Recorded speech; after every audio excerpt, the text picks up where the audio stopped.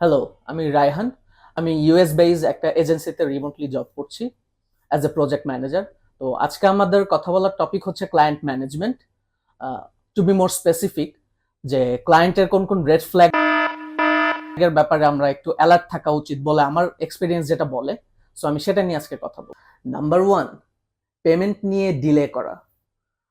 So একবার দুইবার হলে ঠিক আছে, বাট যখন কোনো ক্লায়েন্ট দেখবেন যে ফ্রিকোয়েন্টলি আপনাকে টাইমলি পেমেন্ট দিচ্ছে না, বা মানে সবসময় পেমেন্ট নিয়ে একটা ইস্যু হইতেছে, আপনার ওকে গুতাইতে হইতেছে যে আমার পেমেন্ট দাও বা হোয়াট এভার ইট ইজ, এই ব্যাপারটা নিয়ে আমার মনে হয় অবশ্যই আপনাদের কনসার্ন হওয়া উচিত। অ্যান্ড এক্ষেত্রে আপনারা যেটা করতে পারেন সেটা হচ্ছে যে অবশ্যই কাজ শুরু করার আগেই একটা রিটেন এগ্রিমেন্ট আপনারা ইউজ করবেন, যেখানে ক্লিয়ার কাট সব হচ্ছে ডেডলাইনস অ্যান্ড ডিটেলস সব কিছু থাকবে। Number two, endless feedbacks. যে মানে ক্লায়েন্ট একটার পর একটা ফিডব্যাক দিতেছে, এটার কোনো শেষ নাই। হ্যাঁ, আরেকটা চেঞ্জ, আরেকটা চেঞ্জ, আরেকটা চেঞ্জ, এরকম। সো এক্ষেত্রে আপনারা কি করতে পারেন, শুরুতেই আপনারা মানে মেনশন করে দিবেন আপনাদের কন্ট্রাক্টে যে কয়টা রিভিশন থাকবে। হ্যাঁ, যে এতগুলো রিভিশন আমি দিব আমার স্কোপ অফ ওয়ার্কের ভিতরে, এবং এর বাইরে গেলে তুমি আমাকে এক্সট্রা চার্জ দিবা। Number three, no clear vision.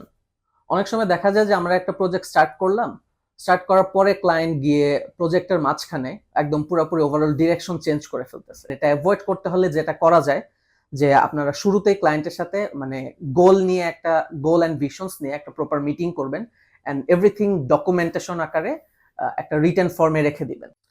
Number four, extra work request. অনেক সময় ক্লায়েন্ট দেখা গেছে যে আপনি আপনার স্পেসিফিক ওয়ার্ক শেষ করার পর বলতেছে আচ্ছা এটা একটু করে দেন, ওটা একটু করে দেন, অল্প একটু একটু ব্যাপারই তো। তো এটাও কিন্তু আসলে একটা রেড ফ্ল্যাগ।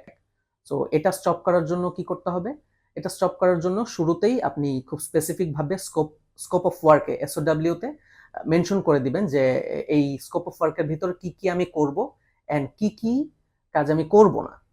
এটা যদি রিটেন ফর্মে থাকে তাহলে ক্লায়েন্ট দেখবেন যে এক্সট্রা রিকোয়েস্ট গুলা করবে না। Number five, unrealistic ডেডলাইনস।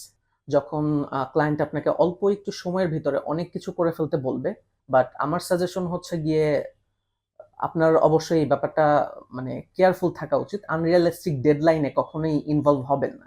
এজন্য প্রথমেই হচ্ছে একটা রিয়েলিস্টিক ডেডলাইন অনুযায়ী কাজ করা উচিত। এন্ড যদি বাই এনি চান্স কখনো প্রবলেম হয়েই যায় যে না আপনি সামহাউ ডেডলাইনটা মিট করতে পারতেছেন না, এটার জন্য আগে ভাগেই আপনি ক্লায়েন্টের সাথে কমিউনিকেট করেন, তাকে নোটিফাই করেন। Number six, no boundaries.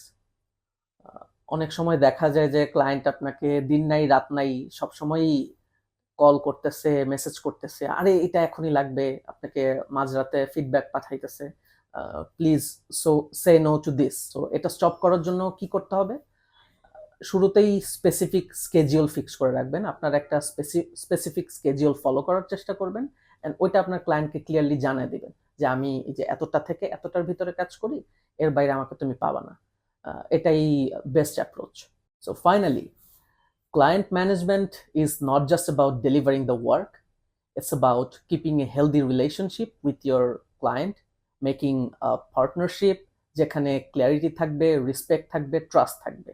I hope আমার এক্সপিরিয়েন্স থেকে শেয়ার করা এই ইনসাইটগুলো আপনার প্রফেশনাল জার্নিতে কিছুটা হলেও কন্ট্রিবিউট করবে। তো সবাই ভালো থাকবেন।